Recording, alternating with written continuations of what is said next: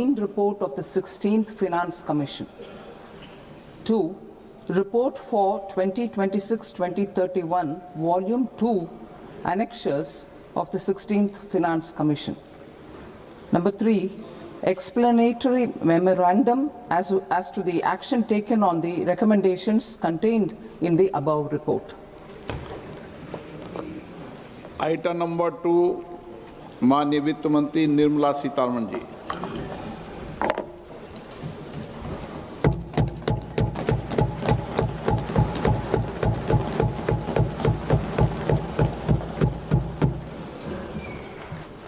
Honorable Speaker, sir, on the sacred occasion of Magh Purnima and the birth anniversary of Guru Ravidas, I present the budget for the year 2026-2027. Since we assumed office 12 years ago, India's economic trajectory has been marked by stability, fiscal discipline, sustained growth, and moderate inflation.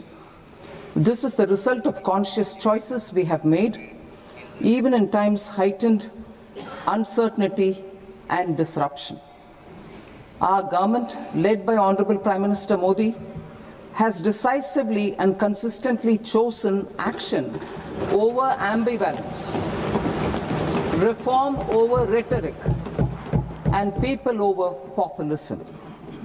We have pursued far-reaching structural reforms, fiscal prudence and monetary stability, whilst maintaining a strong thrust on public investment. Keeping Atmanirbharta as a lodestar, we have built domestic manufacturing capacity, energy security, and reduced critical import dependencies. Simultaneously, we have ensured that citizens benefit from every action of the government, undertaking reforms to support employment generation, agricultural productivity, household purchasing power, and universal services to people. These measures have delivered a high growth rate of around 7% and helped us make substantial strides in poverty reduction and improvement in the lives of our people. Today, we face an external environment in which trade and multilateralism are impaired and access to resources and supply chains are disrupted. New technologies are transforming production systems while sharply increasing demands on water, energy, and critical minerals. India will continue to take confident steps towards Vikasit Bharat, balancing ambition with inclusion. As a growing economy with expanding trade and capital needs, India must also remain deeply integrated with global markets, exporting more and attracting stable long-term investment. As I begin Part A, I want to express my gratitude to the people for standing firmly with us as we forge our way together towards becoming one of the largest economies of the world.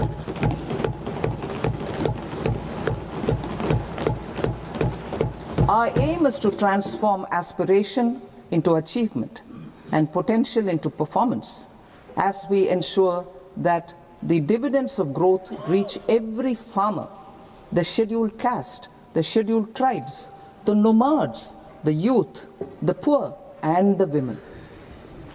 In Vikasit Bharat Young Leaders Dialogue 2026, several innovative ideas were shared with our Prime Minister, which have inspired many of the proposals, making this a unique Yuva Shakti-driven budget.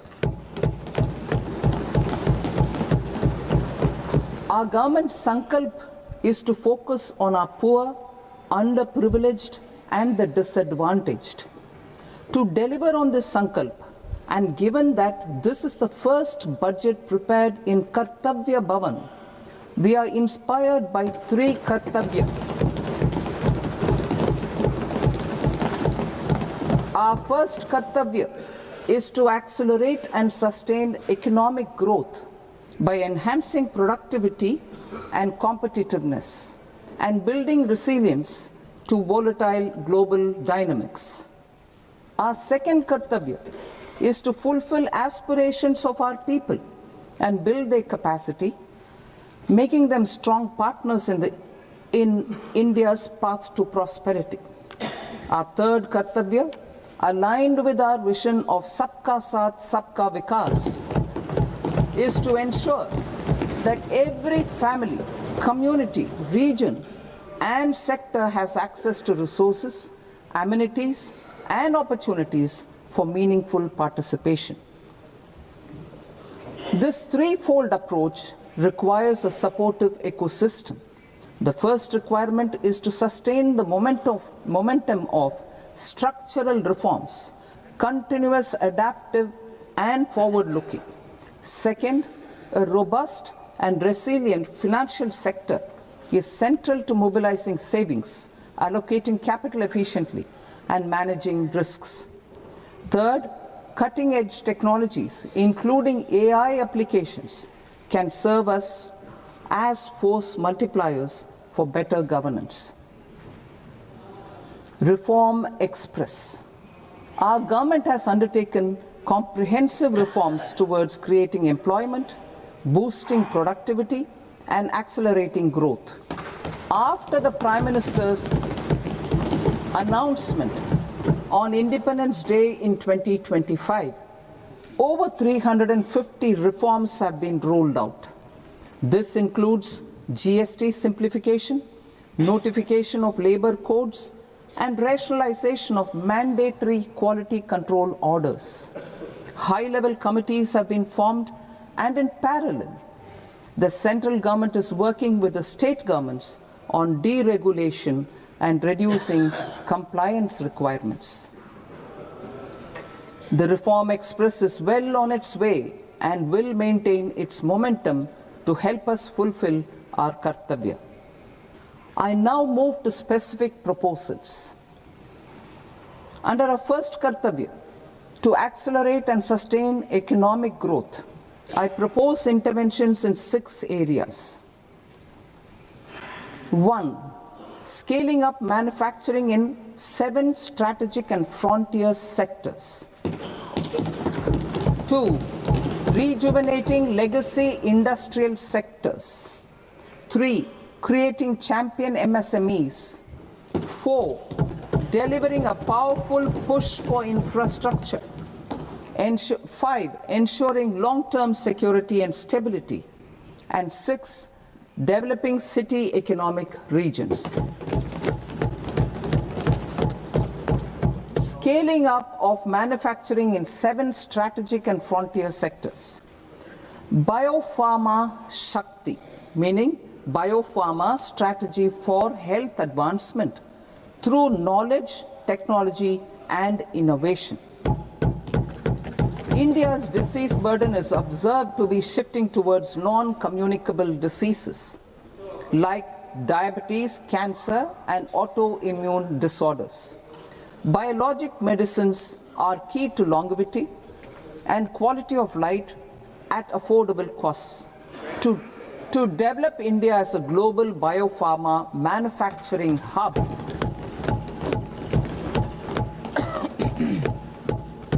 I propose the Biopharma Shakti with an outlay of 10,000 crores over the next 5 years.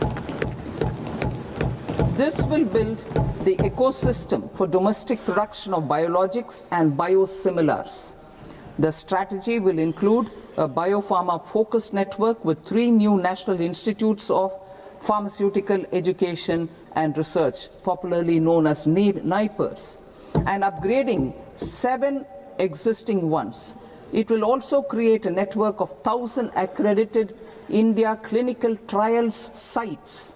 We propose to strengthen the Central Drug Standard Control Organization to meet global standards and approve timeframes through and approval timeframes through a dedicated scientific review cadre and specialists. India's Semiconductor Mission 1.0 expanded India's semiconductor sector capabilities. Building on this, we will launch ISM 2.0 to produce equipment and materials, design full-stack Indian IP, and fortify supply chains. We will also focus on industry-led research and training centers to develop technology and skilled workforce. The Electronics Components Manufacturing Scheme, launched in April 2025 with an outlay of 22,919 crores, already has investment commitments at double the targets. We propose to increase the outlay to 40,000 crores to capitalize on this momentum.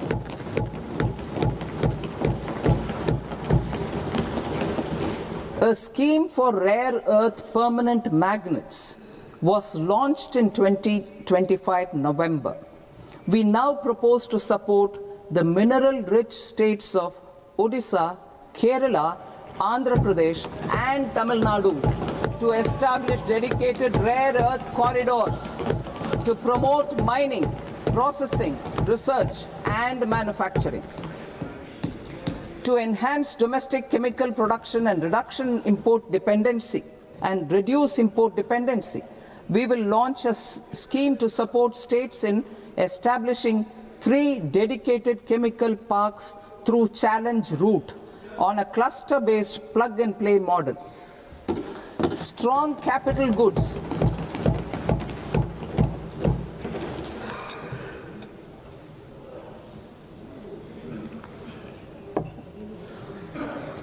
Strong capital goods capability is a determinant of productivity and quality across different sectors. Towards building this capacity, I propose the following. High-tech tool rooms will be established by central public sector enterprises at 2 locations as digitally enabled automated service bureaus that locally design, test, and manufacture high-precision components at scale and at lower cost. 2. A scheme for enhancement of construction and infrastructure equipments will be introduced to strengthen domestic manufacturing of high value and technologically advanced CIE. This can range from lifts in a multi-storied apartment or firefighting equipment in multiplexes, large or small, and to tunnel boring equipments for building metros and high-altitude roads. I also propose a scheme for container manufacturing to create a globally competitive container manufacturing ecosystem with a budgetary allocation of 10,000 crores over a 5-year period. For the labor-intensive textile sector, I propose an integrated program with 5 subparts. 1. The National Fiber Scheme for self-reliance in natural fibers, such as silk, wool, and jute, man-made fibers, and new-age fibers. Textile expansion and employment scheme to modernize traditional clusters with capital support for machinery, technology upgradation, and common testing and certification centers. 3. The National Handloom and Handicraft Program to integrate and strengthen existing schemes and ensure targeted support for weavers and artisans. Tex Eco Initiative to promote globally competitive and sustainable textiles and apparels. Samarth 2.0 to modernize the upgrade the textile skilling ecosystem through collaboration with industry and academic institutions. Further, I propose to set up mega textile parks in challenge mode. They can also focus on bringing value addition to technical textiles. I propose to launch the Mahatma Gandhi Gram Swaraj initiative to strengthen khadi, handloom, and handicrafts. This will help in global market linkage and branding, It will streamline and support training, skilling, quality of process, and production. This will benefit our weavers, village industries, one district, one product ODOP initiative, and also our rural youth. India has the potential to emerge as a global hub for high quality, affordable sports goods. I propose a dedicated initiative for sports goods that will promote manufacturing, research, and innovation in equipment design as well as material sciences. Rejuvenation of legacy industrial clusters. I propose to introduce a scheme to revive 200 legacy industrial clusters to improve their cost competitiveness and efficiency through infrastructure and technology upgradation. Creating champion SMEs and supporting micro enterprises. Recognizing MSMEs as a vital engine of growth, I propose a three-pronged approach to help them grow as champions. Equity support. I propose to introduce a dedicated 10,000 crores SME growth fund to create future champions, incentivizing enterprises based on select criteria. I also propose to top up the Self-Reliant India Fund set up in 2021 with 2,000 crores to continue support to micro enterprises and maintain their access to risk capital. Liquidity support. With TREDS, more than 7 lakh crore has been made available to MSMEs. To leverage its full potential, I propose 4 measures. 1. Mandate TREDS as the transaction settlement platform for all purchases from MSMEs by CPSEs, serving as a benchmark for other corporates. 2. Introduce a credit guarantee support mechanism through CGTMSE for invoice discounting on TREDS platform. 3. Link GEM with TREDS for sharing information with financiers about government purchases from MSMEs, encouraging cheaper and quicker financing. 4. Introduce TREDS receivables as asset-backed securities, helping develop a secondary market, enhancing liquidity and settlement of transactions. Professional support. Government will facilitate professional institutions such as the ICAI, ICSI, ICMAI to design short-term modular courses and practical tools to develop a cadre of corporate mitras, especially in Tier 2 and Tier 3 towns. These accredited para-professionals will help MSMEs meet compliance requirements at affordable costs. Infrastructure. During this past decade, our government has undertaken several initiatives for large-scale enhancement of public infrastructure, including through new financing instruments such as Infrastructure Investment Trust (InvITs) and Real Estate Investment Trust (REITs), and institutions like NIIF and NABFID. We shall continue to focus on developing infrastructure in cities with over 5 lakh population, that is Tier 2, Tier 3 cities, which have expanded to become growth centers. Public capital expenditure has increased manifold from 2 lakh crore in 2014-15 to an allocation of 11.2 lakh crore in BE 25-26. In this coming year, that is financial year 2026-27, I propose to increase it to 12.2 lakh crores to continue the momentum. To strengthen the confidence of private developers, regarding risks during infrastructure development and construction phase, I propose to set up an infrastructure risk guarantee fund to provide prudentially calibrated partial credit guarantee to lenders. Over the years, RITES have emerged as a successful instrument for asset monetization. I propose to accelerate recycling of significant real estate assets of the CPSEs through the setting up of dedicated RITES. To promote environmentally sustainable movement of cargo, I propose to 1. Establish new dedicated freight corridors connecting Dankuni in the east to Surat in the west. Operationalize 20 new national waterways over the next 5 years,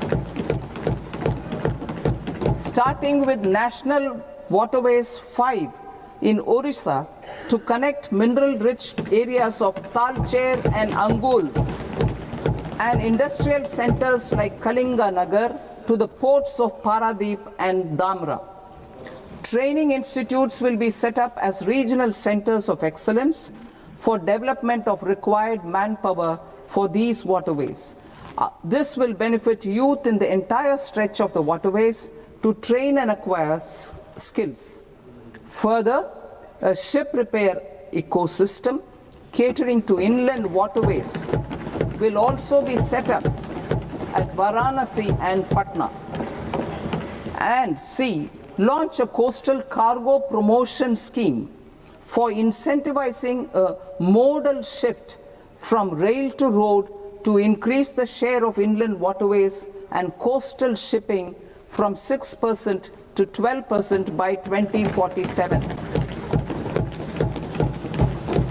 To enhance last mile and remote connectivity and promote tourism, I propose to give incentives to indigenize manufacturing of seaplanes. A seaplane VGF scheme will be also introduced to provide support for operations. Carbon capture, utilization and storage. Aligning with the roadmap launched in December 2025, the carbon capture, utilization and storage technologies at scale will achieve higher readiness and in end-use application across 5 industrial sectors, including power, steel, cement, refineries, and chemicals. An outlay of 20,000 crore is proposed over the next 5 years for this purpose. City economic regions. Cities are India's engines of growth, innovation, and opportunities. We shall now focus on Tier 2, Tier 3 cities, and even temple towns, which need modern infrastructure and basic amenities. This budget aims to further amplify the potential of cities to deliver the economic power of agglomerations by mapping city economic regions based on their specific growth drivers.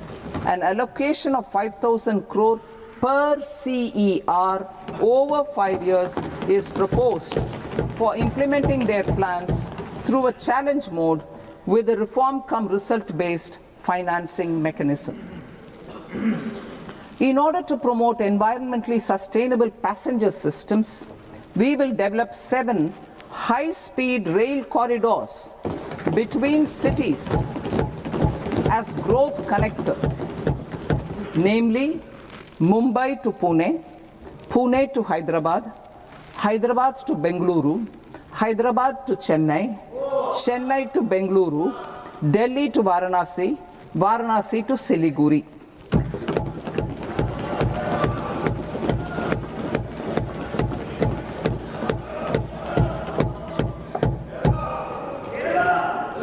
Financial sector. The Indian banking sector today is characterized by strong balance sheet, historic highs in profitability, improved asset quality, and coverage exceeding 98% of villages in the country. At this juncture, we are well placed to futuristically evaluate the measures needed to continue on the path of reform-led growth of this sector. I propose setting up a high-level committee on banking for Vikasit Bharat. High-level committee on banking for Vikasit Bharat to comprehensively review the sector and align it with India's next phase of growth, while safeguarding financial stability, inclusion, and consumer protection. The vision for NBFCs for Vikasit Bharat has been outlined with clear targets for credit disbursement and technology adoption in order to achieve scale and improve efficiency in the public sector NBFCs. As a first step, it is proposed to restructure the Power Finance Corporation and Rural Electrification Corporation. I propose a comprehensive review of the foreign exchange management non-debt instruments rules to create a more contemporary, user-friendly framework for foreign investments consistent with India's evolving economic priorities. Corporate bond market.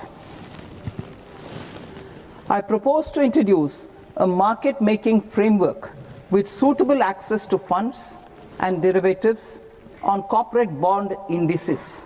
I also propose to introduce total return swaps on corporate bonds. Municipal bonds. To encourage the issuance of municipal bonds of higher value by larger cities, I propose an incentive of 100 crore rupees for a single bond issuance. 100 crore rupees for a single bond issuance of more than 1,000 crore. The current scheme under Amrit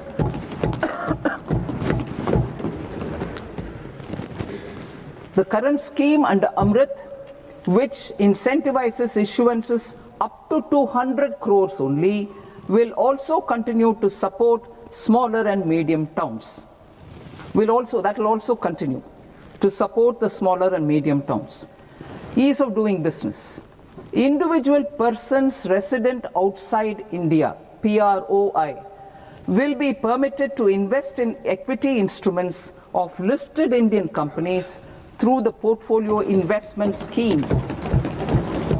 It is also proposed to increase the investment limit for an individual PROI under the scheme from 5% to 10%, with an overall investment limit for all individual PROIs to 24% from the current 10%.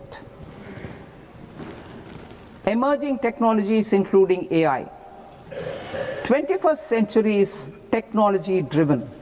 Adoption of technology is for the benefit of all people. Farmers in the field, women in STEM, youth keen to upskill, and Divyangjan to access newer opportunities. The government has taken several steps to support new technologies through AI mission, National Quantum Mission, Anusandhan National Research Fund, and Research and Development and Innovation Fund. Our second kartavya is to fulfill aspirations and build capacities. Close to 25 crore individuals have come out of multi-dimensional poverty through a decade of our government's sustained and reform-oriented efforts.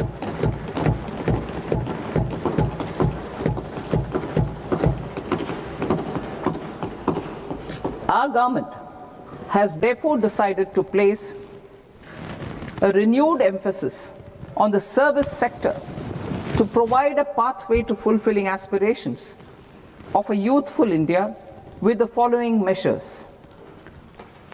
I propose to set up a high-powered education to employment and enterprises standing committee to recommend measures that focus on services sector as a core driver of Vikasit Bharat. This will make us a global leader in services with a 10% global share by 2047. The committee will prioritize areas to optimize the potential for growth, employment, and exports. They will also assess the impact of emerging technologies, including AI, on jobs and skill requirements and propose measures thereof.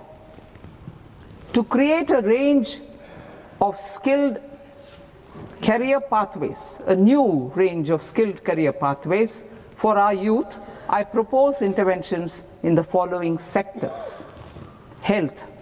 Existing institutions for allied health professionals will be upgraded and new AHP institutions established in private and government sectors. This will cover 10 selected disciplines, including optometry, radiology, anesthesia, OT technology, applied psychology and behavioral health, and add 1 lakh AHPs over the next 5 years. A strong care system covering geriatric and allied care services will be built. A variety of NSQF aligned programs will be developed to train multi-skilled caregivers, combining core care and allied skills such as wellness, yoga, and operation of medical assistive devices. In the coming year, 1.5 lakh caregivers will be trained.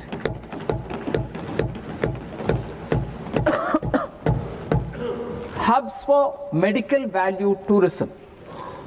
To promote India as a hub for medical tourism services, I propose to launch a scheme to support states in establishing 5 regional medical hubs in partnership with the private sector. These hubs will serve as integrated healthcare complexes that combine medical, educational, and research facilities.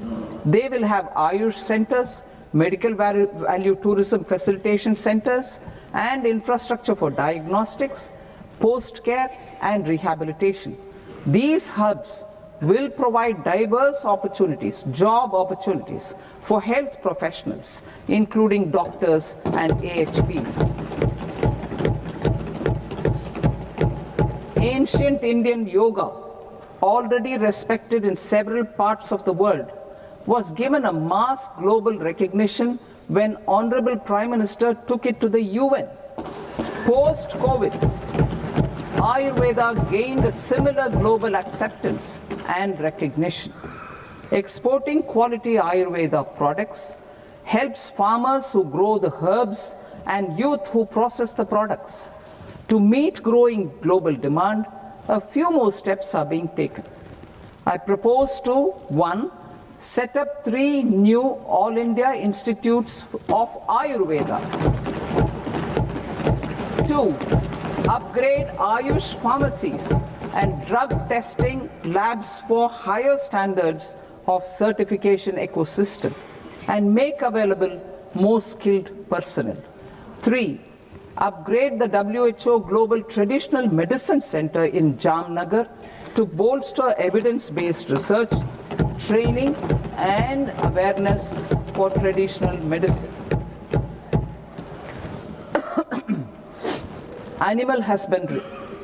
Livestock contributes to close to 16% of farm income, including of poor and marginal households. To scale up availability of veterinary professionals by more than 20,000, I propose to roll out a loan-linked capital subsidy support scheme for establishment of veterinary and para-veterinary colleges, veterinary hospitals, diagnostic laboratories, and breeding facilities in private sector. Collaboration between Indian and foreign institutions will also be facilitated. Orange economy. India's animation, visual effects, gaming and comics sector, AVGC sector, is a growing industry projected to require 2 million professionals by 2030. I propose support I propose to support the Indian Institute of Creative Technologies, Mumbai, in setting up ABGC Content Creator Labs in 15,000 secondary schools all over the country and 500 colleges. The Indian design industry is expanding rapidly, and yet there is a shortage of Indian designers. I propose to establish, through Challenge Route, a new National Institute of Design to boost design education and development in the eastern region of India. Education. Our government will support states through Challenge Route in creating 5 university townships in the vicinity of major industrial and logistics corridors. These planned academic zones will host multiple universities, colleges, and research institutions, skill centers, and residential complexes. In higher education, STEM institutions, prolonged hours of study and laboratory work pose some challenges for girl students. Through VGF, Viability Gap Funding and capital support, one girls' hostel will be established in every district.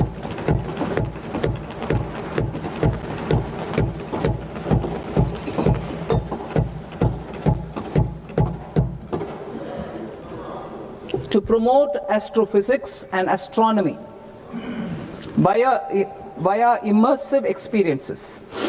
4 telescope infrastructure facilities will be set up or upgraded. The National Large Solar Telescope, the National Large Optical Infrared Telescope, the Himalayan Chandra Telescope, and the Cosmos 2 Planetarium. Tourism.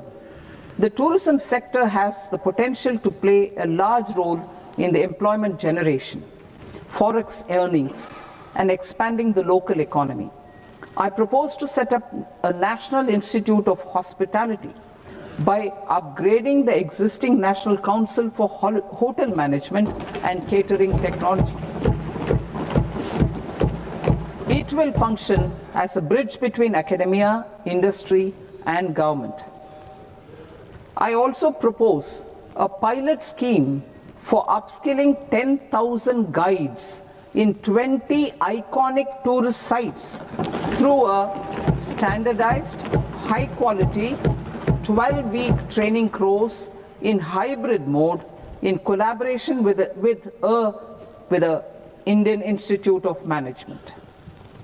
A national destination digital knowledge grid will be established to digitally document all places of significance, cultural, spiritual, and heritage. This initiative will create a new ecosystem of jobs for local researchers, historians, content creators, and technology partners. India has the potential and opportunity to offer world-class trekking and hiking experience. We will develop ecologically sustainable mountain trails in Himachal Pradesh, Uttarakhand, and Jammu Kashmir. Also in Araku Valley in the Eastern Ghats and Podigai Malai in the Western Ghats. Turtle trails along key nesting sites in the coastal areas of Odisha, Karnataka, and Kerala. And 3 bird watching trails along the Pulikat Lake in Andhra Pradesh, Tamil Nadu. It's on the border. Under the visionary leadership of Honorable Prime Minister, we established the International Big Cat Alliance in 2024. This year, India is hosting the first ever Global Big Cat Summit, where heads of governments and ministers from 95 range countries will deliberate on collective strategies for conservation. Heritage and culture tourism. I propose to develop 15 archaeological sites, including Lothal, Dolavira, Rakhi-Gadi, Adichanallur, Saranath, Hastinapur, and Leh Palace into vibrant experiential cultural destinations. Excavated landscapes will be open to the public through curated walkways. Immersive storytelling skills and technologies will be introduced to help conservation labs, interpretation centers, and guides. The sports sector provides multiple means of employment, skilling, and job opportunities. Taking forward the systematic nurturing of sports talent, which is set in motion through the Khelo India program earlier, I propose to launch a Khelo India mission to transform the sports sector over the next decade. The mission will facilitate an integrated talent development pathway supported by training centers, which are foundational, intermediate, and elite levels. B, systematic development of coaches and support staff. C, integration of sports science and technology. D, competitions and leagues to promote sports culture and provide platforms. And E, development of sports infrastructure for training and competition. Our third Kartavya aligns with our vision of Sabka Saath, Sabka Vikas towards Vikasit Bharat. This requires targeted efforts for 1, increasing farmer incomes through productivity enhancement and entrepreneurship, with special attention to small and marginal farmers. B, empowering Divyangjan through access to livelihood opportunities, training, and high-quality assistive devices. C, empowering the vulnerable to access mental health and trauma care. D, focus on the Purvodaya states and the Northeast region to accelerate development and employment opportunities. Fisheries. We will undertake initiatives for integrated development of 500 reservoirs and Amrit Sarovars. 2, strengthen the fisheries value chain in coastal areas and enable market linkages involving startups and women-led groups together with fish farmer producer organizations. Animal husbandry. To provide quality employment opportunities in rural and peri-urban areas, we will support the animal husbandry sector in entrepreneurship development through A, credit-linked subsidy program, B, scaling up and modernization of livestock enterprises, C, enhanced creation of livestock, dairy, and poultry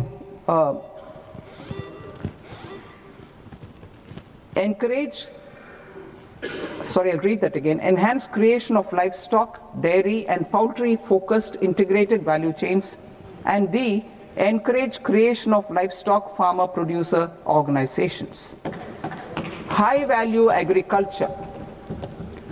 To diversify farm outputs, increase productivity, enhance farmers' incomes, and create new employment opportunities, we will support high-value crops such as coconut, sandalwood, cocoa, cashew in the coastal areas, agar trees in northeast, and nuts such as almonds, walnuts, and pine nuts in our hilly regions.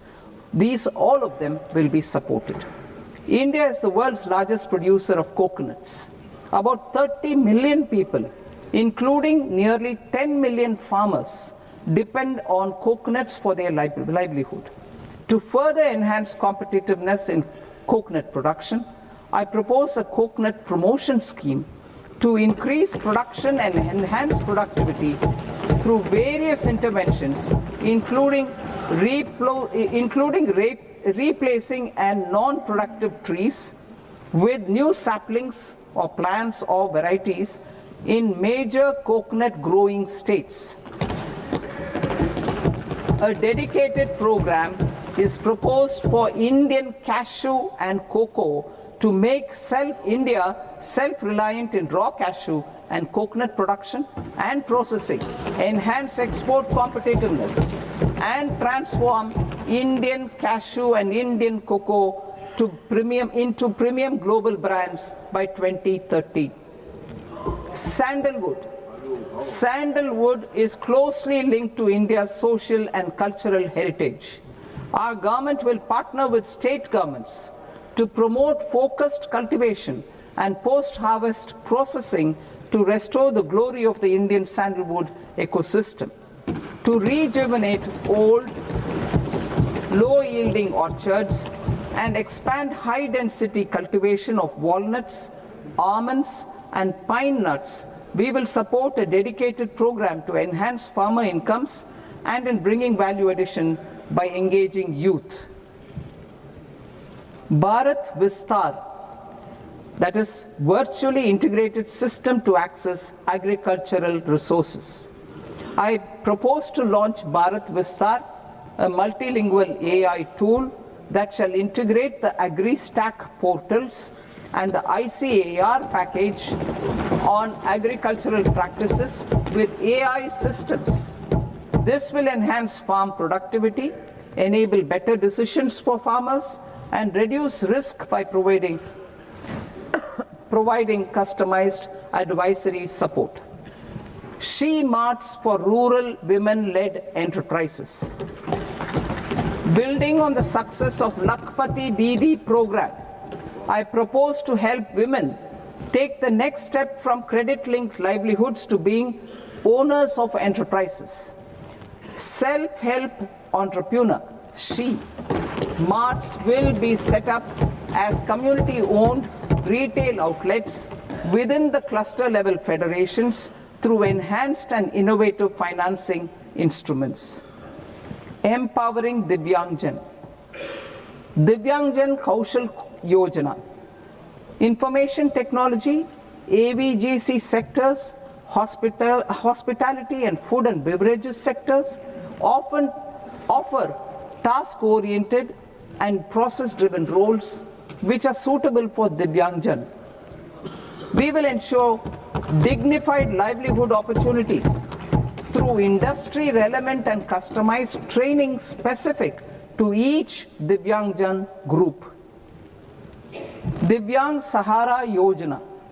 Timely access to high-quality assistive devices for all eligible Divyangjan is a fundamental need. I propose to 1. Support the Artificial Limbs Manufacturing Corporation of India, ALIMCO, to set up and to scale up production of assistive devices, invest in R&D and AI integration, strengthen PM Divyasha Kendras, and support setting up of assistive technology marts as modern retail style centers where Divyangjan and senior citizens can see, try and purchase assistive products. Reaffirming our commitment to mental health and trauma care. There are no national institutes for mental health care in North India. We will therefore set up a NIMHANS 2 and also upgrade national mental health institutes in Ranchi and in Tezpur as regional apex institutions. Emergencies expose families, particularly the poor and vulnerable, to unexpected expenditure. We will strengthen and increase these capacities by 50% in district hospitals by establishing emergency and trauma care centers. Focus on Purvodaya states and northeastern regions. Purvodaya. I propose the development of an integrated East Coast industrial corridor with a well-connected node at Durgapur, creation of 5 tourism destinations in 5 Purvodaya states, and the provision of 4,000 e-buses. Buddhist sites in northeastern region. The northeastern region is a civilizational confluence of Theravada and Mahayana or Vajrayana traditions. I propose to launch a scheme for development of Buddhist circuits in Arunachal Pradesh, Sikkim, Assam, Manipur, Mizoram, and Tripura. The scheme will cover preservation of temples and monasteries, pilgrimage interpretation centers, connectivity, and pilgrim amenities. 16th Finance Commission. On 17th November 2025, the 16th Finance Commission submitted its report to the President. As mandated under Article 281 of the Constitution, the government is to lay the report along with the explanatory memorandum on the action taken report on the recommendations of the Commission in Parliament, which, Sir, Honourable Speaker, you've allowed me to do at the commencement of this session. The government has accepted the recommendation of the Commission to retain the vertical share of devolution at 41%. As recommended by the Commission, I have provided 1.4 lakh crores of rupees to the states for the year 2026-2027 as Finance Commission grants. These include rural and urban local body and disaster management grants. Fiscal consolidation. Government has been delivering on our fiscal commitments consistently without compromising on social needs. To strive towards accepted standards of fiscal management in Budget 25-26, I had indicated that the central government would target reaching a debt to GDP ratio of 50 plus or minus 1% by 2030-31. In line with this, the debt to GDP ratio is estimated to be 55.6% of GDP in BE 26-27, compared to 56.1% of GDP in RE 25-26. A declining debt to GDP ratio will gradually free up resources for priority sector lending and expenditure by reducing the outgo on interest payments. One of the main operational instruments for debt targeting is the fiscal deficit. I am happy to inform this august House that I fulfilled my commitment made in 2021-2022 to reduce fiscal deficit below 4.5% of GDP by 25-26.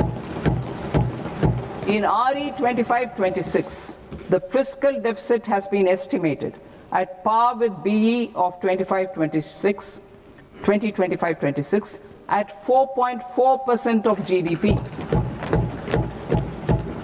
In line with the new fiscal prudence path of debt consolidation, the fiscal deficit in BE 26-27 is estimated to be 4.3% of the GDP.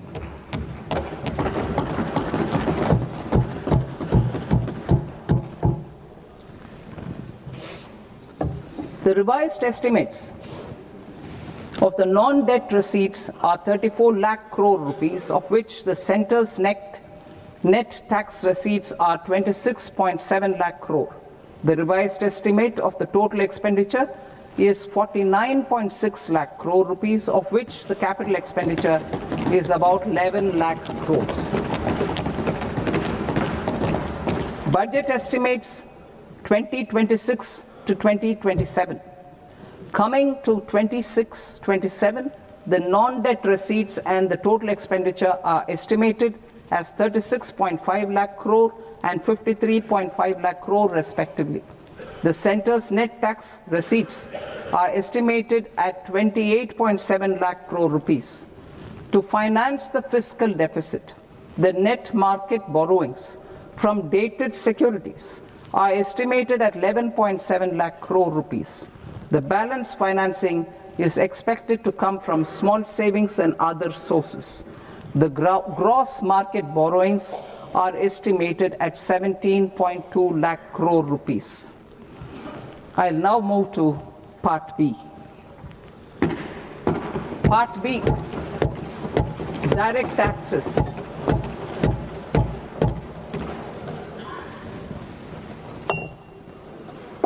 Honorable Speaker, sir, I now present my proposals on direct taxes. New Income Tax Act. In July 2024, I announced a comprehensive review of the Income Tax Act 1961. This was completed in a record time, and the Income Tax Act 2025 will come into effect from 1st April 2026. The simplified income tax rules and forms will be notified shortly, giving adequate time to taxpayers to acquaint themselves with its requirements. The forms have been redesigned such that ordinary citizens can comply without difficulty. Ease of living. I propose that any interest awarded by the Motor Accident Claims Tribunal to a natural person will be exempt from income tax, and any TDS on this account will be done away with. I propose to reduce TCS rate on the sale of overseas tour program package from the current 5% and 20% to 2% without any stipulation of amount.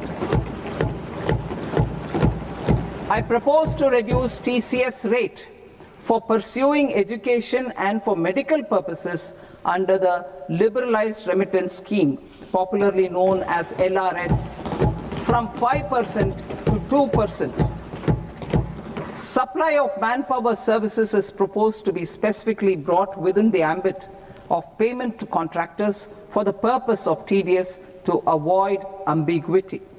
Thus, TDS on these services will be at the rate of either 1% or 2% only. I propose a scheme for small taxpayers, wherein a rule-based automated process will enable obtaining a lower or nil deduction certificate instead of filing an application with the assessing officer. For the ease of taxpayer holding securities in multiple companies, I propose to enable depositories to accept Form 15G or Form 15H from the investor and provide it directly to various relevant companies. I propose to extend time available for revising returns from 31st December to up to 31st March with the payment of a nominal fee. I also propose to stagger the timeline for filing of tax returns. Individuals with ITR 1 and ITR 2 returns will continue to file till 31st July, and non-audit business cases or trusts are proposed to be allowed time till 31st August. TDS on sale of immovable property by a non-resident is proposed to be deducted and deposited through resident buyers and his or her PAN-based challan instead of requiring a TAN, which is a temporary accounting number. To address practical issues of small taxpayers like students, young professionals, tech employees, relocated NRIs, and such others, I propose to introduce a one-time 6-month foreign asset disclosure scheme for these taxpayers to disclose income or assets below a certain size. This scheme would be applicable for two categories of taxpayers, namely A, who did not disclose their overseas income or assets, and B, who disclosed their overseas income and or paid due tax but could not declare the asset acquired. For category A, the limit of undisclosed income or asset is proposed to be up to 1 crore rupees. They need to pay 30% of fair market value of asset or 30% of undisclosed income as tax and 30% as additional income tax in lieu of penalty, and would thereby get immunity from prosecution. For category B, asset value is proposed to be up to 5 crore rupees. Here, immunity from both penalty and prosecution will be available with a payment of fee of 1 lakh rupees. Rationalizing penalty and prosecution. Multiplicity of proceedings are hindrance to the ease of doing business. I propose to integrate assessment and penalty proceedings by way of a common order for both. There will be no interest liability on the taxpayer on the penalty amount for the period of appeal before the first appellate authority, irrespective of the outcome of appeal process. Further, quantum of prepayment is being reduced from 20% to 10% and will continue to be calculated only on core tax demand. As an additional measure for reducing litigation, I propose to allow taxpayers to update their returns even after reassessment proceedings have been initiated, and an additional 10% tax rate over and above the rate applicable for the relevant year. The assessing officer will then use only this updated return in his proceedings. There is already a framework for immunity from penalty and prosecution in the cases of underreporting. I propose to apply this framework for immunity to misreporting too. However, in such a case, the taxpayer will need to pay 100% of the tax amount as an additional income tax over and above the tax and interest due. Penalties for certain technical defaults, such as failure to get accounts audited, non-furnishing of transfer pricing audit report, and default in furnishing statement for financial transactions, are proposed to be converted into fee.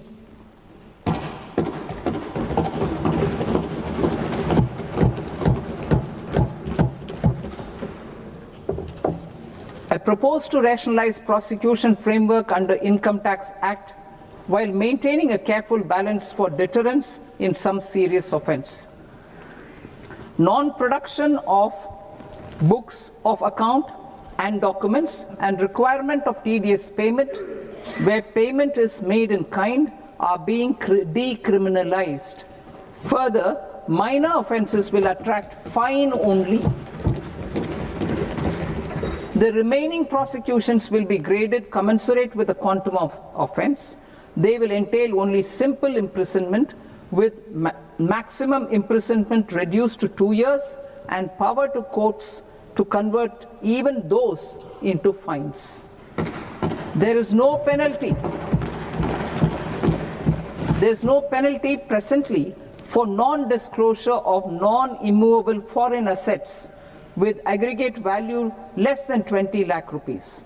I propose to also provide them with immunity from prosecution with retrospective effect from 1/10/2024.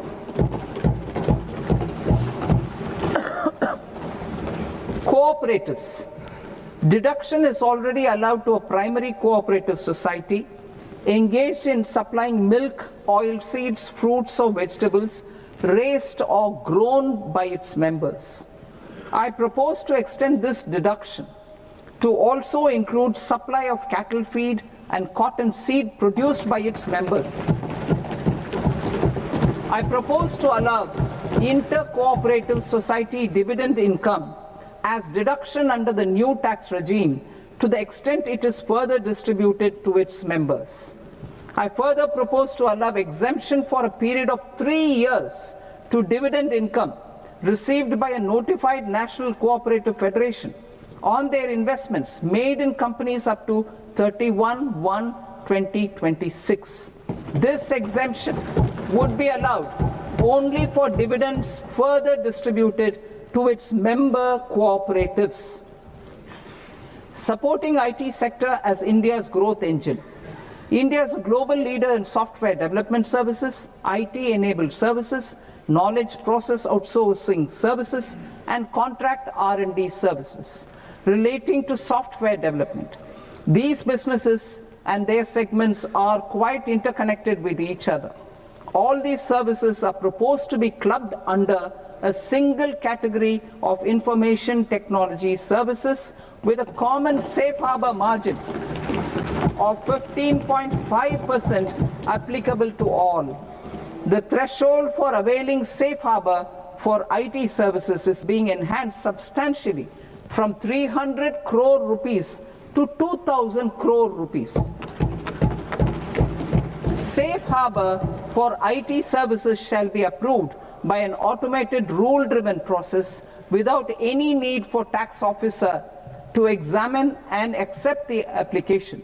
Once applied by an IT services company, the same safe harbor can be continued for a period of 5 years at a stretch at its choice. For IT services companies who want to conclude advanced pricing agreement, APA, I propose to fast-track unilateral APA process for IT services and endeavor to conclude it within a period of 2 years. The period of 2 years can be extended by a further period of 6 months on taxpayers' request. I propose to extend the facility of modified returns available to the entity entering APA to its associated entities also. Attracting global business and investment. Recognizing the need to enable critical infrastructure and boost investment in data centers, I propose to provide tax holiday till 2047 to any foreign company that provides cloud services to customers globally by using data center services from India. It will, however, need to provide services to Indian customers through an Indian reseller entity. I also propose to provide a safe harbor of 15% on cost in case the company providing data center services from India is a related entity. To harness the efficiency of just-in-time logistics for electronic manufacturing, I propose to provide safe harbor to non-residents for component warehousing in a bonded warehouse at a profit margin of 2% of the invoice value. The resultant tax of about 0.7% will be much lower than in competing jurisdictions. To provide fillip to toll manufacturing in India, I propose to provide exemption from income tax for 5 years to any non-resident who provides capital goods, equipment, or tooling to any toll manufacturer in a bonded zone. To encourage vast pool of global talent to work in India for a longer period of time, I propose to provide exemption to global, non-India sourced income of a non-resident expert for a stay period of 5 years under notified schemes. I propose to provide exemption from minimum alternate tax, the MAT, to all non-residents who pay tax on presumptive basis. Tax administration. I propose to constitute a joint committee of Ministry of Corporate Affairs and Central Board of Direct Taxes for incorporating the requirements of income computation and disclosure standards, the ICDS, in the Indian Accounting Standards Ind AS itself. Separate accounting requirement based on ICDS will be done away with from the tax year 27-28. To support Prime Minister Modi's vision of homegrown accounting and advisory firms to become global leaders, I propose to rationalize the definition of accountant for the purposes of safe harbor rules. Other tax proposals. Change in taxation of buyback was brought in to address the improper use of buyback route by promoters. In the interest of minority shareholders, I propose to tax buyback for all types of shareholders as capital gains. However, to disincentivize misuse of tax arbitrage, promoters will pay an additional buyback tax. This will make effective tax 22% for corporate promoters. For non-corporate promoters, the effective tax will be 30%. TCS rate for sellers of specific goods, namely alcoholic liquor, scrap, and minerals, will be rationalized to 2%, and that on tendu leaves will be reduced from 5% to 2%. I propose to raise the STT on futures to 0.05% from the present 0.02%. STT on options premium and exercise of options are both proposed to be raised to 0.15% from the present rate of 0.1% and 0.125% respectively. We reformed the taxation landscape for corporates in 2019 by providing them a simplified regime with lower tax rate so that they could productively focus on business rather than on claim of deductions and exemptions.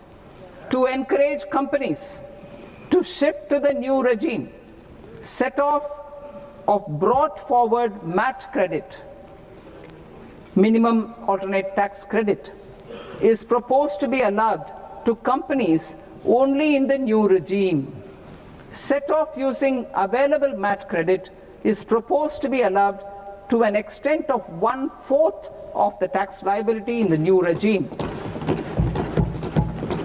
MAT is proposed to be made final tax, so there will be no further credit accumulation from 1st April 2026.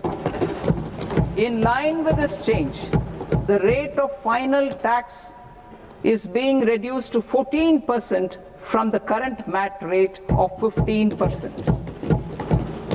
The brought forward MAT credit of taxpayers accumulated till 30th March 2026 will continue to be available to them for set off as above. Indirect taxes. I shall now take up proposals related to indirect taxes. My proposals for customs and central excise aim to further simplify the tariff structure, support domestic manufacturing, promote export competitiveness, and correct inversion in duty. To continue weeding out long continuing customs duty exemptions, I propose to remove certain exemptions on items which are being manufactured in India or where the imports are negligible. Similarly, to further simplify the process of ascertaining the rate of duty applicable on a particular item, I propose to incorporate certain effective rates in various customs notifications to the tariff schedule itself. I shall now take up sector-specific proposals. Promotion of exports of marine, leather, and textile products. I propose to increase the limit for duty-free imports of specified inputs used for processing seafoods for export from the current 1% to 3% of FOB value of the previous year's export turnover. I also propose to allow duty-free imports of specified inputs, which is currently available for exports of leather or synthetic footwear, to exports of shoe uppers as well. I propose to extend the time period for export of final product from the existing 6 months to 1 year for exporters of leather or textile garments, leather or synthetic footwear, and other leather products. Energy transition and security. I propose to extend the basic customs duty exemption given to capital goods used for manufacturing lithium-ion cells for batteries to those used for manufacturing lithium-ion cells for battery energy storage systems also. I propose to exempt basic customs duty on import of sodium antimonate for use in manufacture of solar glass. Nuclear power. I propose to extend the existing basic customs duty exemption on imports of goods required for nuclear power projects till the year 2035 and expand it for all nuclear plants irrespective of their capacity. Critical minerals. It is proposed to provide basic customs duty exemption to the import of capital goods required for the processing of critical minerals in India. Biogas blended CNG. I propose to exclude the entire value of biogas while calculating the central excise duty payable on biogas blended CNG. Civil and defense aviation. I propose to exempt basic customs duty on components and parts required for the manufacture of civilian training and other aircrafts.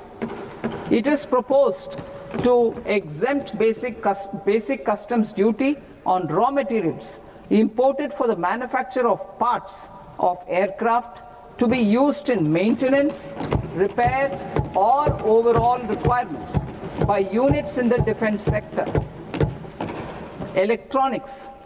To deepen value addition in the consumer electronics sector, I propose to exempt basic customs duty on specified parts used in the manufacture of microwave ovens. Special economic zone. To address the concerns arising about utilization of capacity by manufacturing units in the special economic zones due to global trade disruptions, I propose as a special one-time measure to facilitate sales by eligible manufacturing units in SEZs to the domestic tariff area at concessional rates of duty. The quantity of such sales will be limited to a prescribed proportion of their exports. Necessary regulatory changes will be undertaken to operationalize the measures while ensuring level playing field for the units working in the DTA. Ease of living.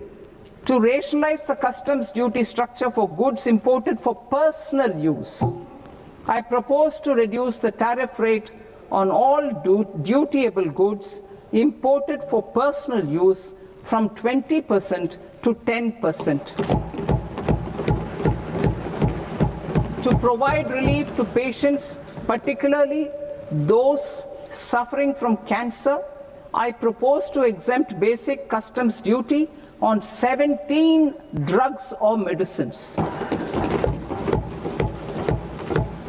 I propose also to add 7 more rare diseases for the purposes of exempting import duties on personal imports of drugs, medicines, and food for special medical purposes used in their treatment.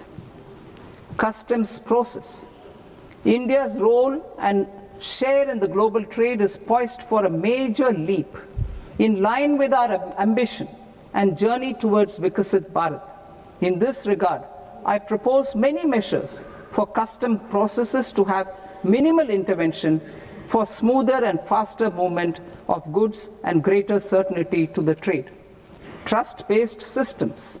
I propose to enhance duty deferral period for Tier 2 and Tier 3 authorized economic operators, known as AEOs, from 15 days to 30 days.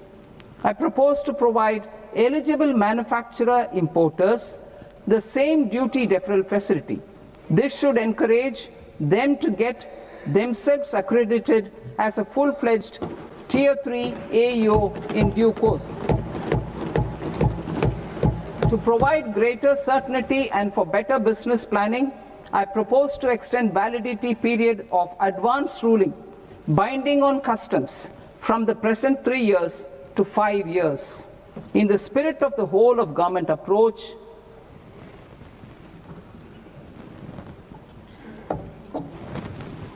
government agencies will be encouraged to leverage AEO accreditation for preferential treatment in clearing their cargo. Regular importers with trusted long-standing supply chains will be recognized in the risk system so that the need for verification of their cargo every time can be minimized. Export cargo using electronic sealing.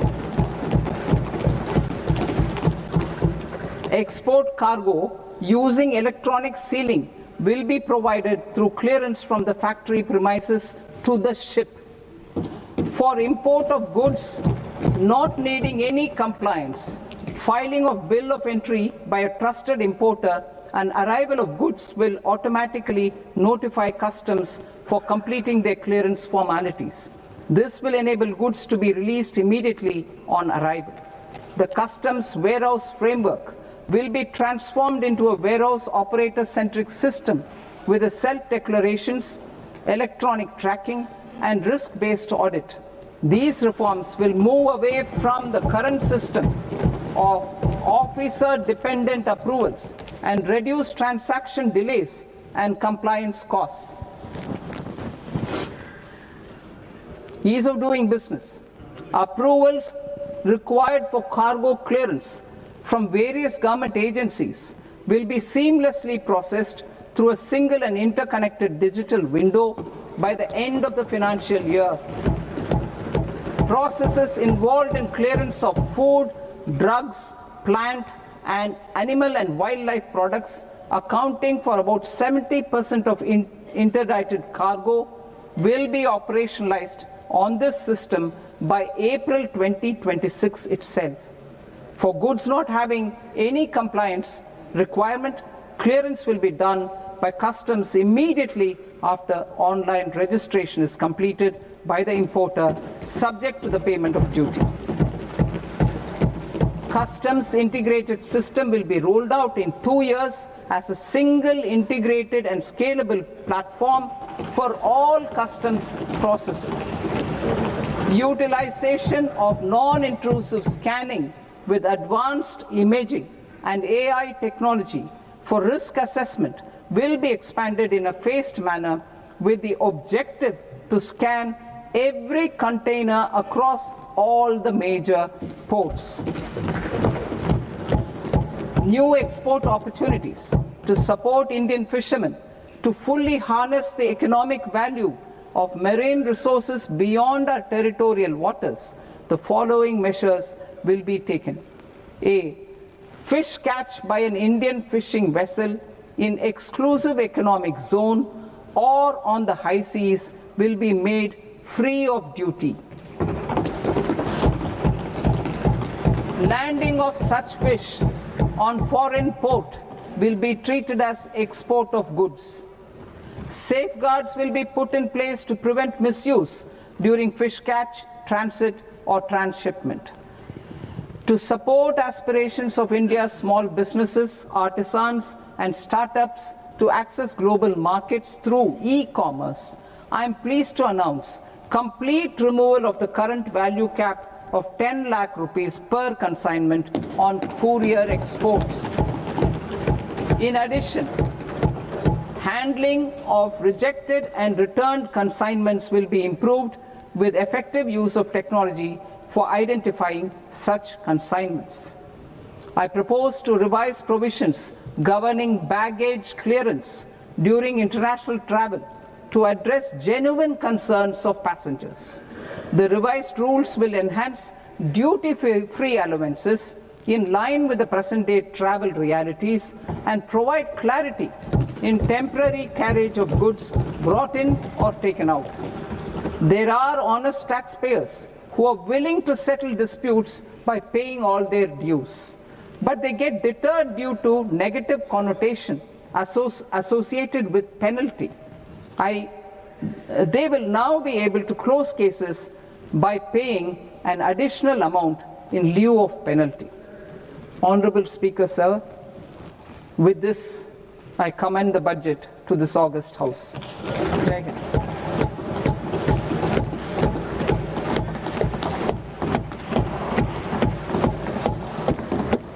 One and a half hours. Item number 3 माननीय वित्त मंत्री जी।